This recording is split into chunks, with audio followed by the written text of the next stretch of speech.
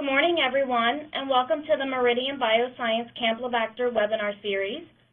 My name is Heather Camp, Product Manager for our immunoassay product portfolio. I would like to thank you for joining us for the webcast today, as it will be a very informative presentation. Your audio is currently in a listen-only mode. At any time during the presentation, you will be able to submit questions via the Q&A button on the left-hand side of your screen. At the conclusion of the webcast, we will address questions in the order that they are received and also as time allows. After the webcast, each attendee will receive a link to the recorded presentation.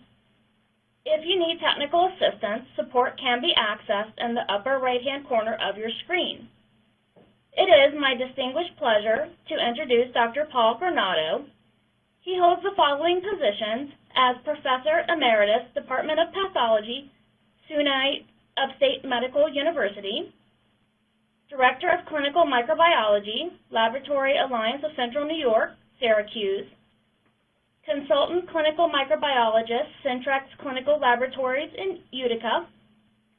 In addition, he also served on the editorial board for Journal of Clinical Microbiology for 9 years, along with being the co-editor of Clinical Microbiology newsletter for over 30 years, and has authored 2 textbooks and over 95 book chapters in scientific publications. And with that, I will now turn it over to you, Dr. Granado.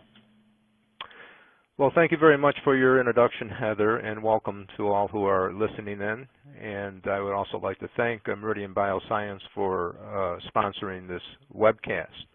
First of all, a little bit about Laboratory Alliance of Central New York, which is my primary position. Essentially, this is a consolidated laboratory that serves 3 hospitals which own the laboratory in the greater Syracuse, New York community. Essentially, all of the laboratory testing, the great majority of it, at least as it relates to microbiology, comes to this off-site location, and the laboratory performs testing in bacteriology, mycology, parasitology, TB, and as well as a whole range of molecular diagnostic tests. We also have a large outreach service, which represents about 50% of our business, and altogether on a yearly basis, we have about 900,000 billables. The laboratory is staffed by about 40 FTE. It's a 24/7 laboratory. So we're a pretty busy place, and we do a lot of diverse testing. These are the disclosures. Laboratory Alliance does a number of different device trials for a variety of different companies, and this is a list of the great majority of them that we've been involved with in the last several years. So what I'd like to do today in talking about Campylobacter and giving you some background in terms of the disease and a little bit about the test options which are available is to review with you these following objectives. To give you a little background on the history, the biology, and the epidemiology, which probably most of you are already aware of, and then to focus a little bit about the clinical disease and its post-infectious complications, and then giving most of our attention to the laboratory methods which are available for detecting the presence of various Campylobacter species in fecal samples. And then I want to finish up with some recommendations which will be coming out, that you can expect to be coming out in the very near future from the Centers for Disease Control regarding best practice guidelines. So first of all, a little bit about the history about Campylobacter. The organism is primarily a zoonosis that is associated with animals, and the organism was first recovered from aborted sheep fetuses in the early 1900s, and because of its unusual curved gram-negative morphology, it was originally thought to be a vibrio. Because of this, and because of its ability to cause abortion in sheep and cattle, it was simply referred to as vibrionic abortion in cattle and sheep. The first association of this organism as a cause of human disease was in the early 1970s. It was reported by Butchler in which there was an outbreak of disease in a pediatric population. And essentially, this individual and his co-investigators were responsible in recovering this organism, which we now know as Campylobacter jejuni. And he took advantage of the unique properties of the organism in terms of its very slender morphology and curved shape, and that he was able to grow it on a blood agar plate using what we now refer to as a filtration technique. Because the organism, when you set the stool sample on top of the filter, would penetrate through the small micron diameter pores, then inoculating the surface of the blood agar plate, the filter is removed, and the organism could then be recovered. Subsequent to that, selective media was developed by Skuro in the late 1970s, and he was involved with another outbreak of disease and developed a blood agar-based medium that was selective for the growth of Campylobacter. So that's a little bit about the history of Campylobacter and its first association in human disease in the 1970s. As you are probably also well aware, the organism is very slender, spiral-shaped in morphology, and has a unique curved morphology, gram-negative, following gram stain. It is very slender, 0.2 to 0.5 microns in diameter, which it allows it to pass through these millipore filters of small diameter. It is motile, and it has a unique requirement for atmosphere, and it's considered to be microaerobic. It will grow in reduced oxygen tension of about 5% with increased levels of carbon dioxide and nitrogen. It is also a thermophile, growing best at about 42 degrees centigrade. So this is an electron photomicrograph of the organism. It's motile, and you can see at each end is this polar flagellation, the unique curved shape which allows it to pass through the filter. And this is a typical gram stain that most of us are aware of who may be involved in the cultural isolation of Campylobacter species on solid media. So how big of a problem is Campylobacter as a cause of foodborne disease? Well, the Centers for Disease Control tracks the major microbial pathogens, and there's about 31 in the United States that are considered to be of significance, accounting for almost 10 million episodes of foodborne illnesses, which results in almost 60,000 hospitalizations and almost 1,500 deaths. Among those 31 organisms, there are certain key players. And at the top of the list is a virus, norovirus, as you are aware. That is the one that is associated with the cruise line ships.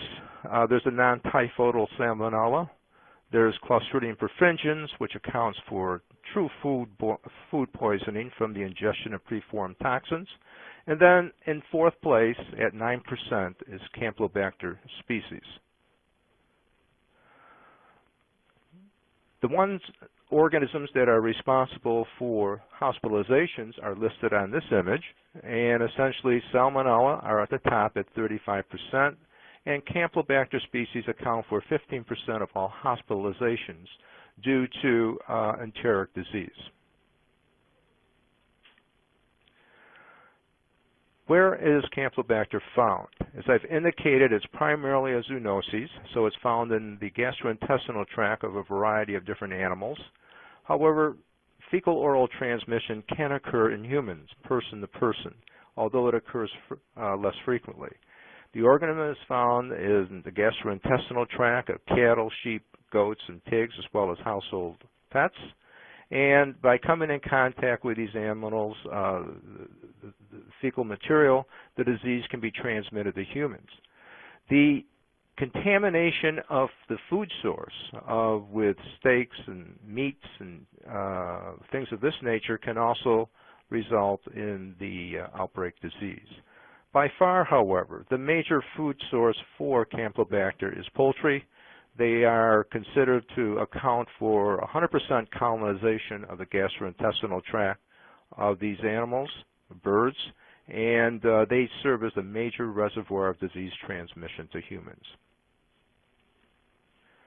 So what type of disease does Campylobacter present? Well, there's a wide range of clinical symptoms. Typically, there's a variable period of incubation from 1 to several days. Fever and diarrhea is typically present, though it may not always be present. Diarrhea can be, an individual may have disease in the absence of diarrhea with a simple presentation of fever, abdominal discomfort with cramping and nausea. Most infections are self-limited, the great majority of them, and the disease passes within 2 to 7 days for about 70% of patients. A smaller number of patients may have symptoms that persist for 1 to 2 weeks, and then a very, very small percent will have disease for up to several weeks. It is only the most severe infections that may require hospitalization and some form of medical treatment in the form of rehydration of the patient. As long as we're on that, a specific word about general treatment recommendations. Since this is a self-limited infection, antibiotic therapy is not generally recommended or necessary. The only thing which may need to be administered in the normal patient is fluids if they become dehydrated or electrolyte replacement if there is an electrolyte imbalance. And it's only with those patients who are very young or very old, who might be immunocompromised, who will have severe disease in which antibiotic therapy might be indicated. Generally, the main choices are azithromycin and fluoroquinolone. However, fluoroquinolone resistance is increasing, and as a result of that, azithromycin is the mainstay of therapy for that select group of patients in which it might be indicated. So if this is a self-limited disease, why is it really of concern? Well, it's important to know the etiology of diarrhea so you know exactly what you're dealing with. And even though Campylobacter itself may not be a disease process that requires therapy, other infectious agents might. Do you want to continue your meeting? Press 1 to confirm. If there is no response.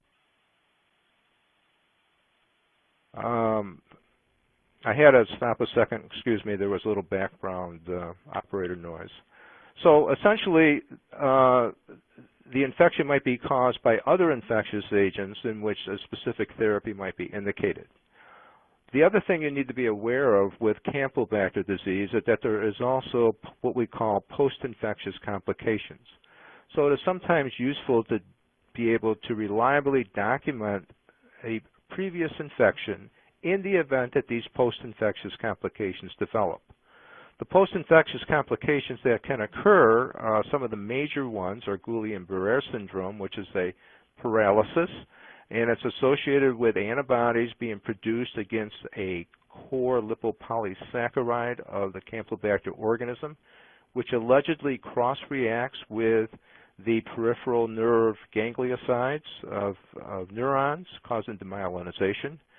Although the incidence of this is extremely low, when it does occur, it is a very serious post-infectious complication. Reactive arthritis occurs far more frequently. This usually resolves itself within a year.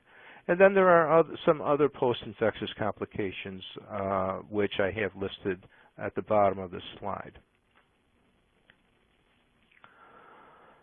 So what causes Campylobacter enteric disease?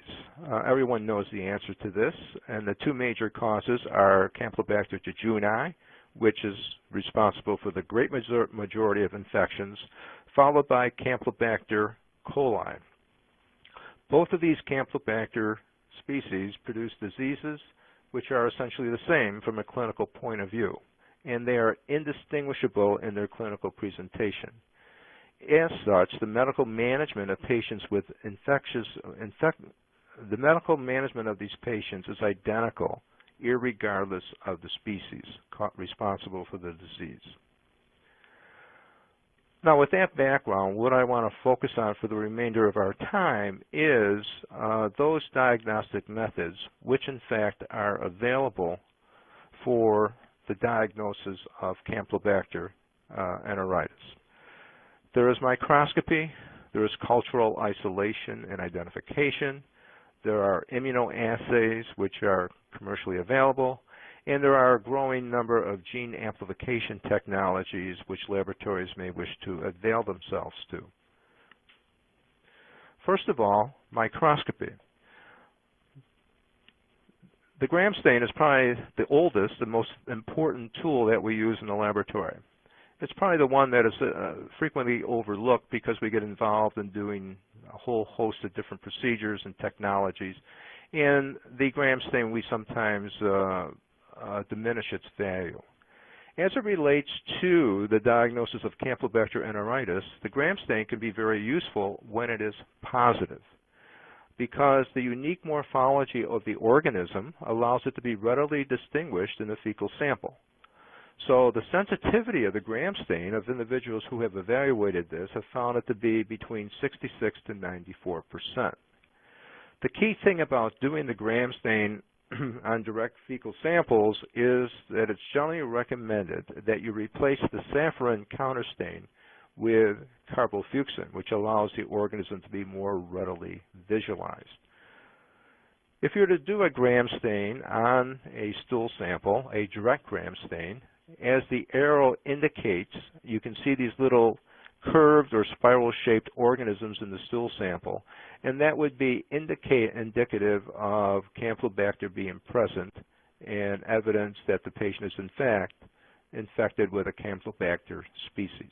So it's very simple, it's very quick, it's very inexpensive, and when it's positive, it's very predictive of the organism being present and responsible for disease. Most people perform culture, or at one time perform culture.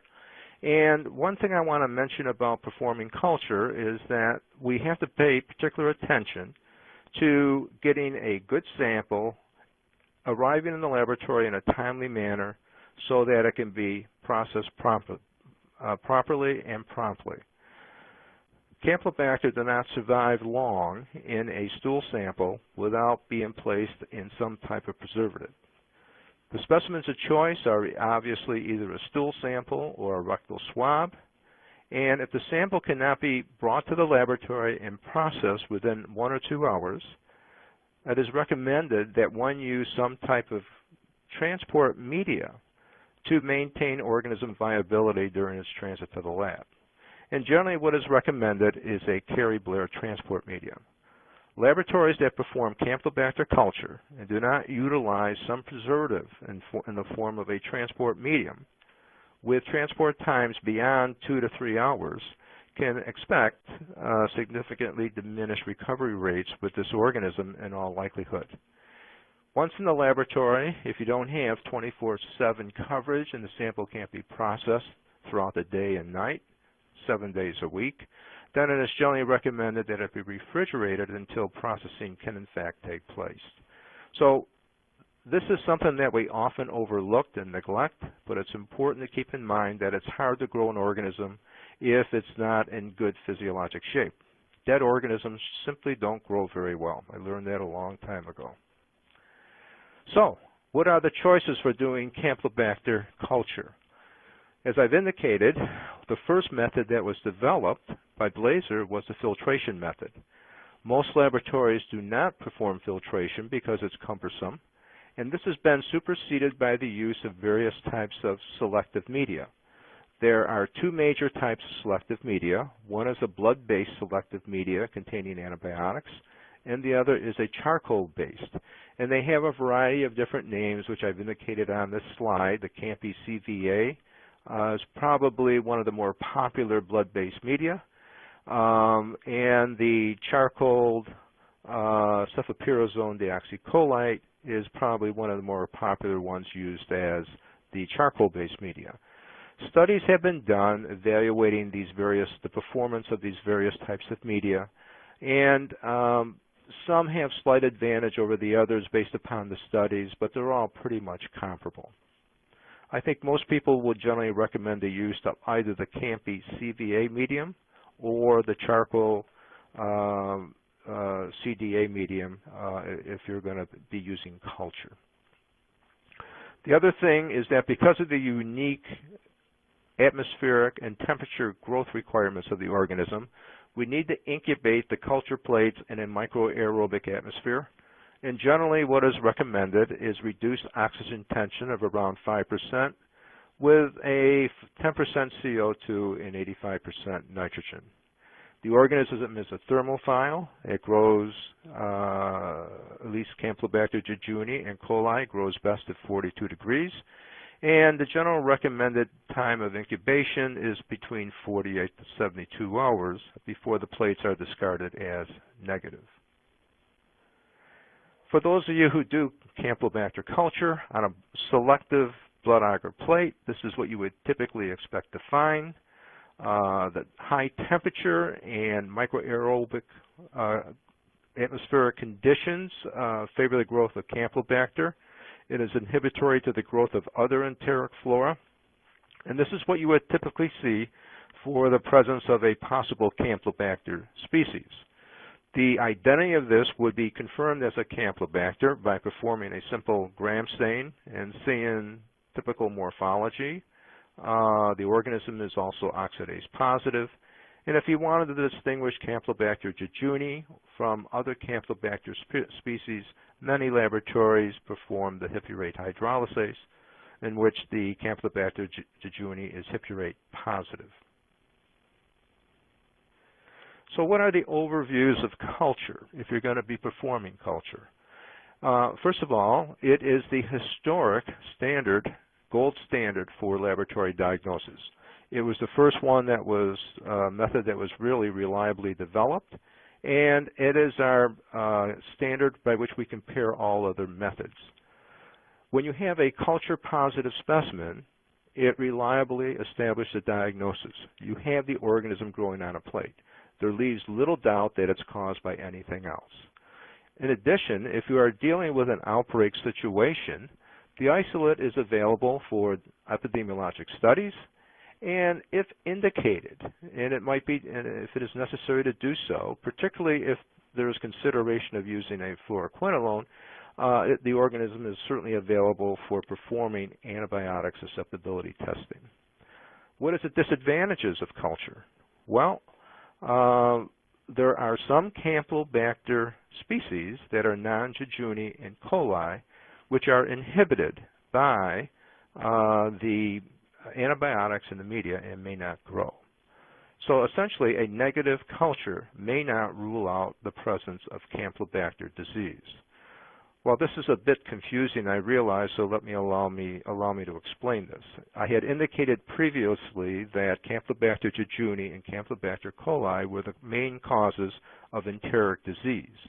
So why are we concerned about these other Campylobacter that may not grow on this medium?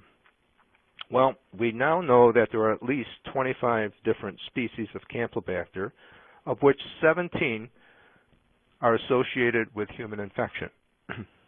Of these 17, a number of them have been documented as causes of enteric infection. They are not common causes of enteric infection, but they have been documented as causes of enteric infection, and these include Campylobacter upsilensis, Lari, sputorum, and so on. The antibiotics used in the selective media of either charcoal or blood can be inhibitory to the growth of these organisms, which can restrict their isolation in the event that they are present in the sample and perhaps responsible for disease. Well, what is the evidence for this? Well, excuse me, I just got a little ahead of myself. These Campylobacters are selective to are susceptible to the antibiotics used in the media, as I've indicated. And in addition, some may not grow in the microaerobic environment because in addition for having an obligate requirement for reduced oxygen tension, they may also require an increased concentration of hydrogen. The other thing to keep in mind is that what has emerged in recent years is that Campylobacter upsilensis is being increasingly recognized as a cause of enteric disease. And over a 10-year period, Campylobacter obsolescens was the most common non-jejuni and coli species isolated from stool using the filtration technique. Remember, the filtration technique is on a blood agar plate in which there are no antibiotics. The other thing to keep in mind is that studies have been done that have shown that individuals returning to the United States from a foreign country who have gastrointestinal disease, there are a number of Campylobacter that are responsible for their infections. Among them, at the top, as you might expect, is that there is Campylobacter jejuni, followed by Campylobacter coli. But there is a small, but still a reasonable number of Campylobacter species which have been associated with infection. These organisms, these 3%, at least in these travelers, would not be recovered on the conventional cultural systems which are used. So my whole point here is that culture has enormous advantage for recovering Campylobacter jejuni and coli, but it has limitations in terms of allowing for the detection of non-Campylobacter jejuni and coli species, so that its true significance may be undetermined and may be underreported as we know it today. The next topic I want to just kind of focus on in terms of a laboratory method for detection is immunoassays. And there are a number of FDA-cleared immunoassays which are commercially available. There are 3 major ones that I'm aware of. 2 are in the form of a microplate EIA, and the other is a lateral flow immunochromatographic strip cartridge format. Each immunoassay screens for both Campylobacter jejuni and Campylobacter coli directly in a stool specimen. And these immunoassays screen for the presence of a surface antigen called the Campylobacter-specific antigen that is shared by Campylobacter jejuni and Campylobacter coli and perhaps other Campylobacter species. The immunoassays, just like our cultural system, does not really distinguish the various Campylobacter species. It just simply tells you that Campylobacter is present. The 3 commercially available immunoassays that I'm going to review with you are the Premier Campy EIA, which is a microplate method by Meridian, Remel's microplate system, the Prospect T Campylobacter EIA, and then the lateral flow immunochromatographic strip test known as the ImmunoCard Stat Campy. This is the format, as you are probably well aware, of the microwell assay, and positive samples would be indicated by the presence of a yellow color in the well based upon the chemical reaction that occurs. I'm not going to review that in detail because everyone, I'm certain, is aware of that. And if you're using a lateral flow immunochromatographic strip test, the sample, after being diluted, is placed in the little well. It wicks up the little filter paper strip, and then if there is any unique antigen present, it will bind to give you a red test color. And there is an internal control built into the ImmunoCard Stat test. Very simple to perform.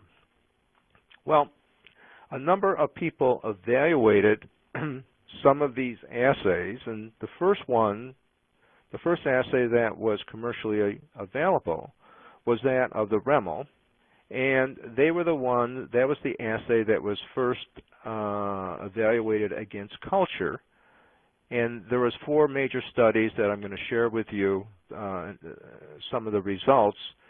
And essentially what these studies did was compare the Prospect T microwell EIA test with state-of-the-art culture for Campylobacter. And as you can see with the references I've indicated in the bottom, these studies were done from around the year 2000. 2 were done in 2000, 1 in 2003, and another in 2008. And they were essentially comparing against what was regarded as a reference method of culture. And essentially, there was reasonably good correlation, but there was a number of false positives and false negative results, which kind of caused a great deal of concern at that time about the potential use of these assays for the diagnosis of Campylobacter enteritis. Since that time, alternative methods have been developed to referee results which might be discordant and not compare favorably with culture. In other words, if an EIA test was in fact positive and the culture was negative, older studies would regard this test result as a false positive EIA sample.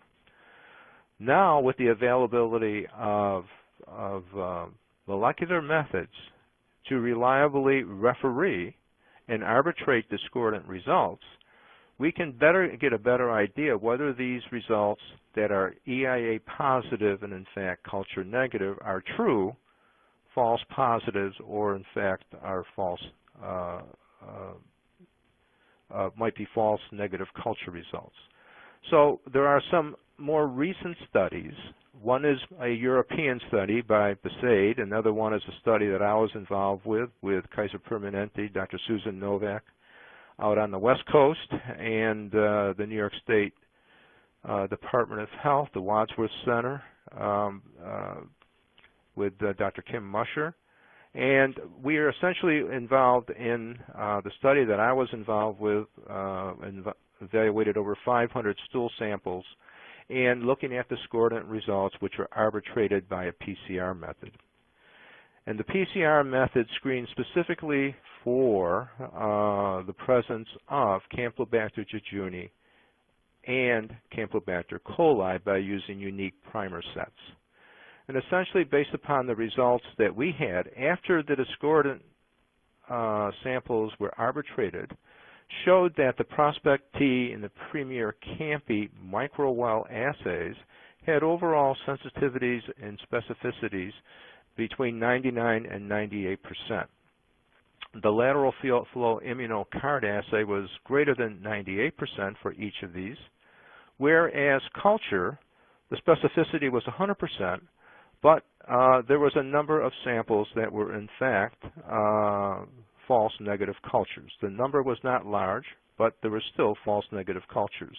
So overall, the sensitivity based upon these studies indicated that perhaps culture might be missing something and that the earlier results that we thought were perhaps false positives may not all be truly false positives.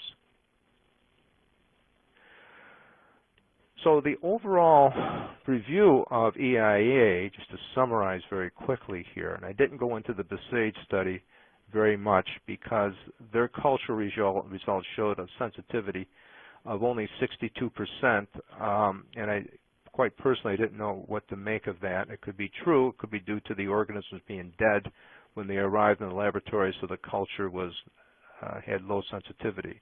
But in any event, the sensitivities of the EIA products, based upon the various evaluations that were done, range between 99 to 95%. Culture ranged from 62%, which I think might be on the low side, to in the mid-90s. And the other thing to keep in mind is that despite the apparent improved performance of EIA compared to culture, there was still unresolved positive EIA results that could not be confirmed by PCR.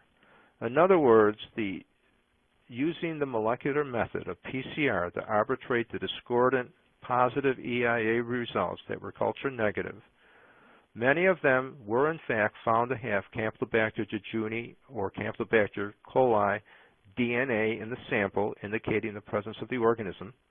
However, still some of them were regarded as not having the DNA, so they were regarded as false positive EIA.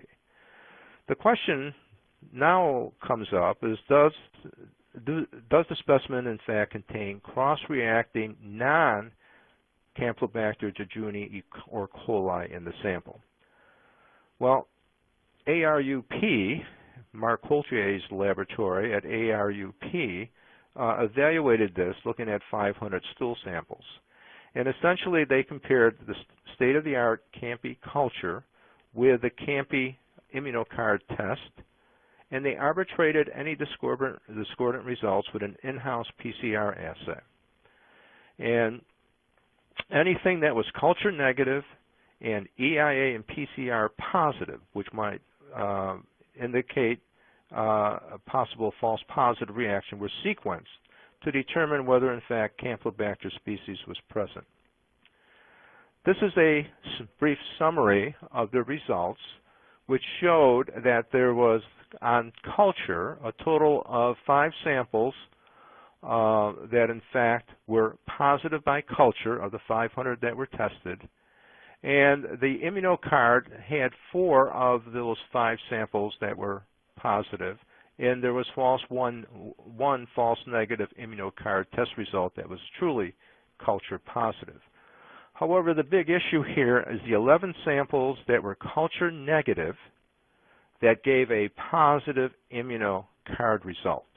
And these were then examined by molecular methods to determine whether, in fact, other Campylobacter species might be present. And essentially, as you might recall from the previous slide, there was 4 samples that were culture positive, as well as being immunocard positive. And they were all sequenced and found to have Campylobacter present in the sample.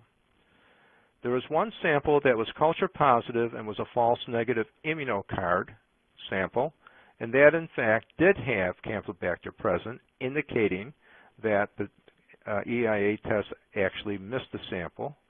However, the remaining 11 samples showed that of the 11, 6 of them, in fact, that were culture negative, in fact, had Campylobacter present in the sample.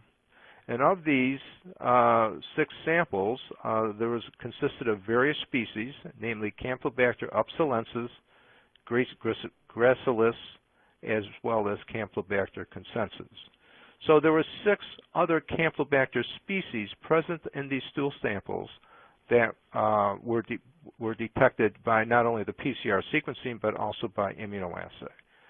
5 samples remained that could not be arbitrated by PCR as being true positive EIA, so they were regarded as false positive immunocard test results.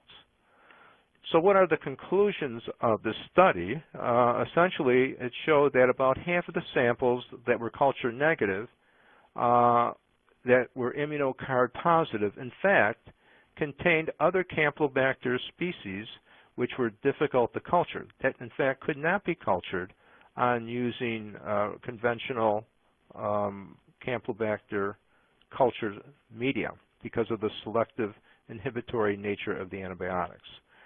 And the other conclusion was that the immunocard stat Campy assay may detect infections caused by other Campylobacter species that we have not fully appreciated as causes of disease.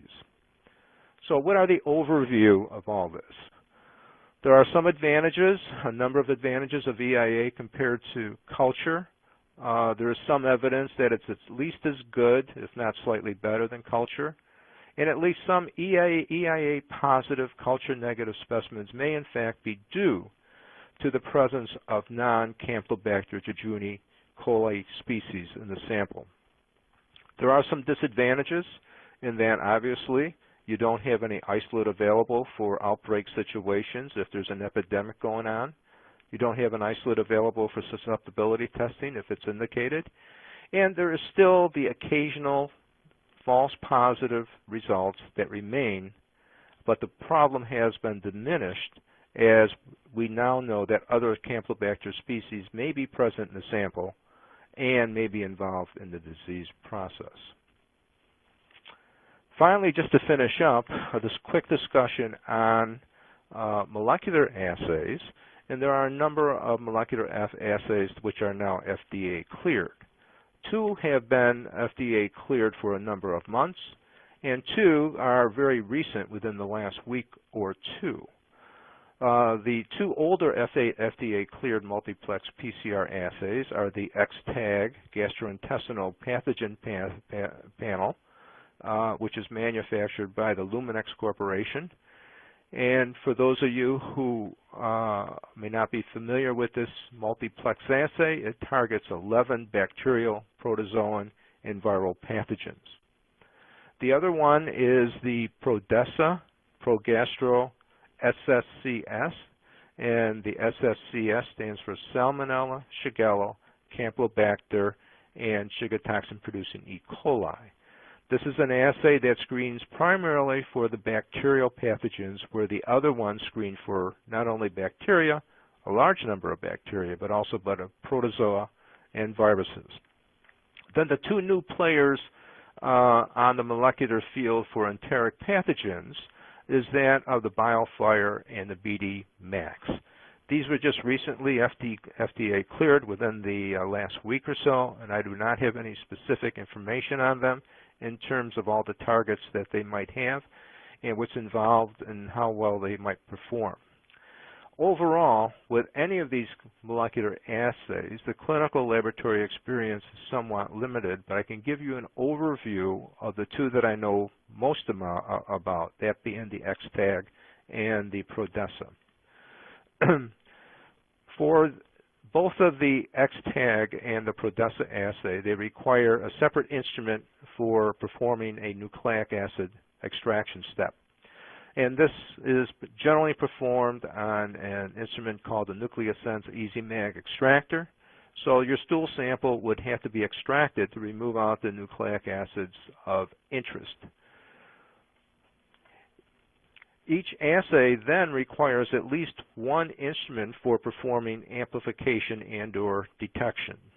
For the Progastro SSCA assay, it uses simply a smart cycler and that to perform amplification and detection, whereas with the XTAG, the Luminex assay, it uses a separate thermocycler, and following that, it uses the Luminex instrument platform for the direct detection of any products of that amplification by use of their laser instrument.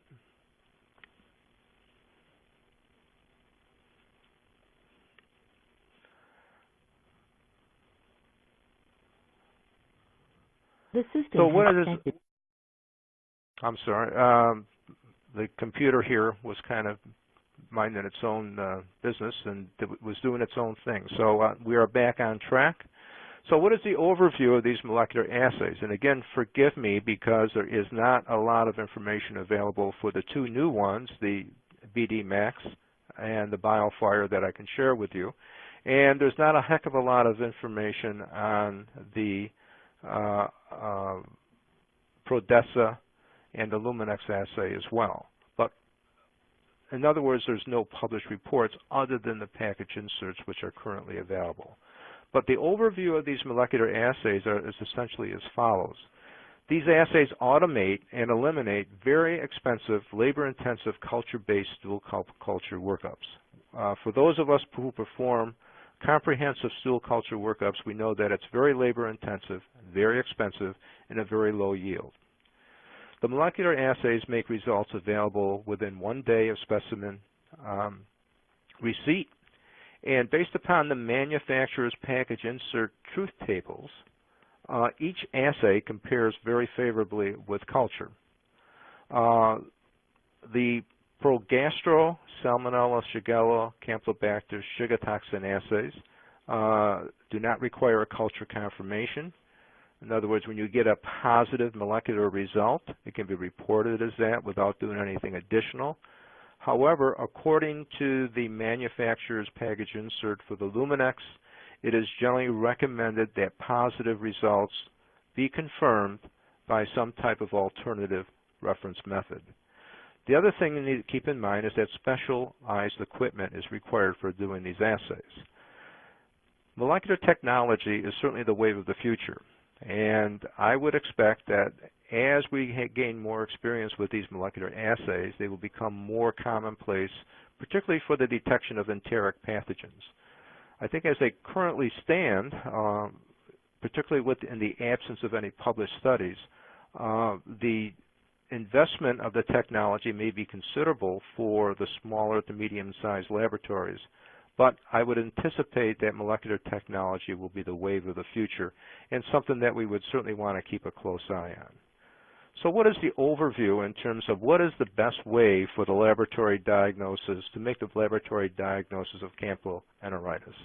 I reviewed gram stain, conventional culture, immunoassay, and molecular assays that are available.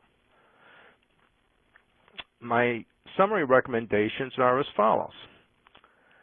If a gram stain is used, it's great if it's positive.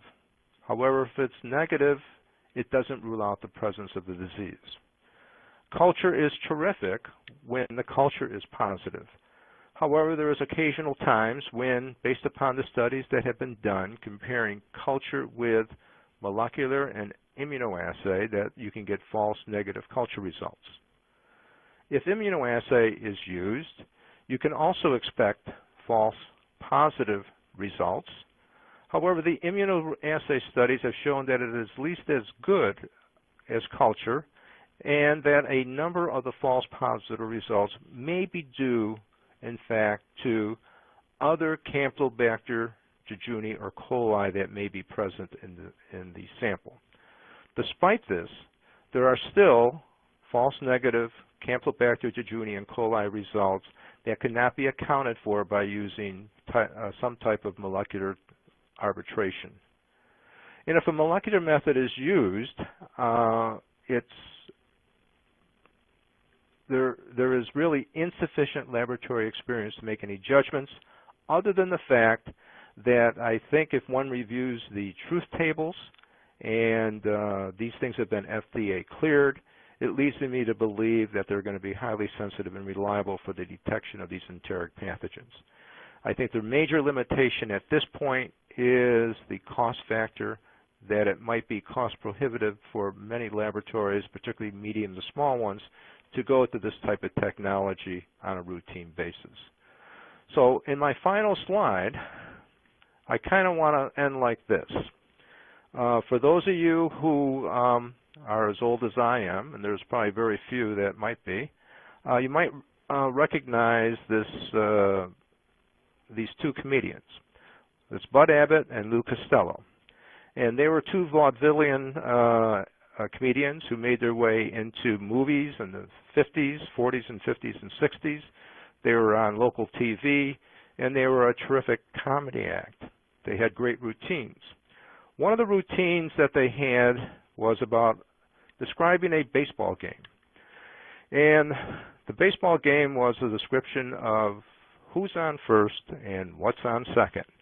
And it started out as a very simple conversation between the two of them in terms of what player was on first base and what player was on second base.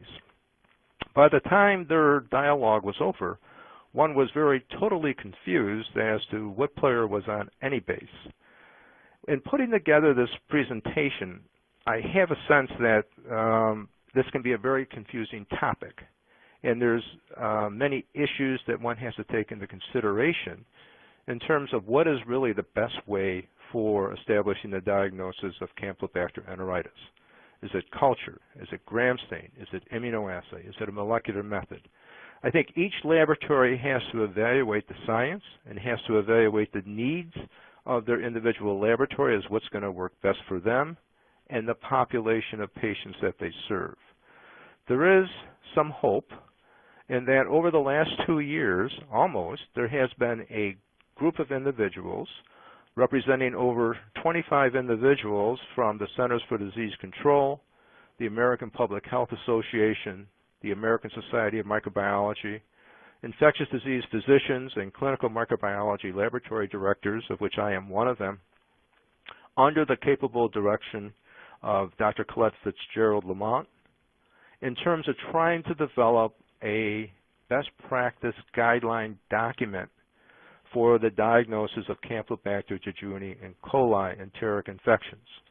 Our first meeting was held on June 26th of 2012. And the various members of this committee have worked very hard in trying to come up with a consensus document that will provide recommendations on how to proceed for the cultural or non-cultural detection of these organisms in clinical samples.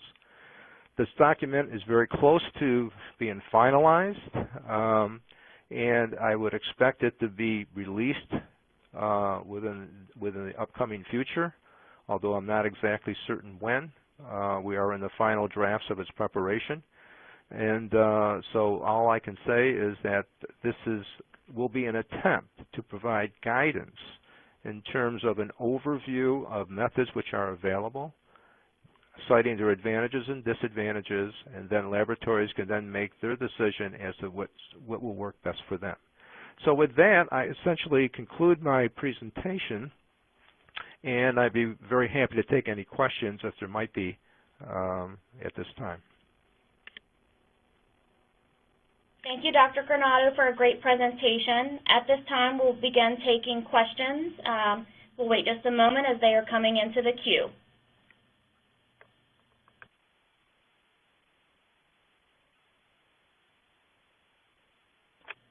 Okay, Dr. Granado, our first question is, do I understand the treatment with antibiotics is not recommended? What are your thoughts?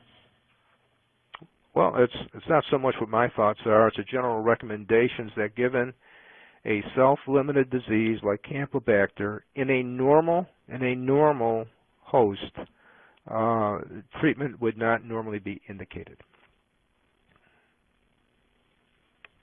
Thank you. An additional question is in the queue. Our state requires us to send enteric isolates to the state lab for further studies. If we are not culturing, we do not have an isolate. What are your thoughts? That is always a problem when the state requires an isolate for doing epidemiologic investigations or follow-up or typing or whatever type of a molecular analysis they might want to do on the organism, or simply to confirm its identity. This is a serious problem, and it was a serious problem that we face with the sugar toxin-producing E. coli, in that public health laboratories wanted an isolate for additional study on samples that were found to be EIA positive. The problem is that EIA positive samples, E. coli 015787 was only present in between 50 to 60% of those samples, and the remainder of the disease was caused by non-0157 isolates. So I would expect the same problem may occur with Campylobacter, in that we may not be able to have an isolate to send to the state laboratory if we are using non-cultural methods, either immunoassay or molecular. And if these immunoassays and molecular methods turn out to be more user-friendly, more convenient to the laboratory, and or more sensitive than some of our standard cultural methods, then there won't be an isolate to send to the laboratory, and it's going to be a problem for the public health laboratories to deal with positive samples that cannot be confirmed by our trusted gold standard, which is culture. And regrettably, I think we might have to reevaluate what in fact we regard now as our gold standard for laboratory testing. And we might have to come up with something other than culture, particularly when culture cannot be confirmed when a molecular test or immunoassay test is positive. Thank you, Dr. Granado. An additional question is in the queue. How do you prepare samples for an EIA method? Is there a broth enhancement, or do they have to be done quickly upon receipt? Since you're not looking at testing for, first of all, with Campylobacter disease, there's a large number of organisms which are generally present. So there's generally not a need for doing a broth enrichment to amplify the organisms which might be present in low numbers. So direct specimen testing is generally adequate, and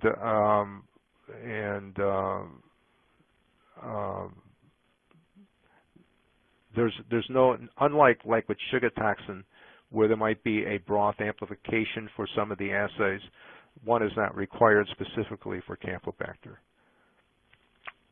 And the test can be refrigerated, the sample can be refrigerated prior to testing.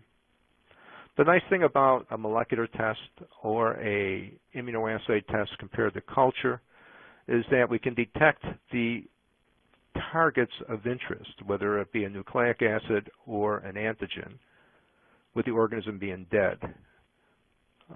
Unlike when we do culture, obviously, if the organism has perished, we are not going to be able to recover it, and we're going to end up with a false negative culture potentially. Thank you, Dr. Granato. There's an additional question in the queue. Are there any preferred methods to isolating Campylobacter from food samples? I'm certain there are preferred methods, but I'm not familiar with them. I'm not a food microbiologist, and so I'm not aware of methods, but I know that individuals who work in the food industry, they have procedures for the recovery and enrichment of food samples for the detection of various groups of microorganisms. It exists for salmonella. It exists for other types of foodborne diseases. I'm certain it probably exists for Campylobacter. Thank you. An additional question. Do you recommend testing on hard or formed stool specimens submitted for Campylobacter testing? That's the old classic thing. If a patient has diarrhea, obviously it's going to be a loose stool. But I had mentioned that in the presence of Campylobacter disease, the patient may not have diarrhea. So they can just have abdominal upset. So this would be one of those situations where it would seem reasonable that since the patient may not have diarrhea, that the examination of a formed stool for Campylobacter may not be out of the question.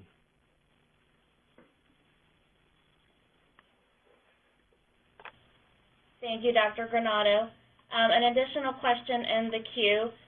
With an EIA Campylobacter The system has detected that. Would you recommend a Campy enrichment step with broth before performing, or would you use the primary stool specimen? Generally, I think most people would recommend using a primary stool specimen. And that's because of the organism load in the disease process.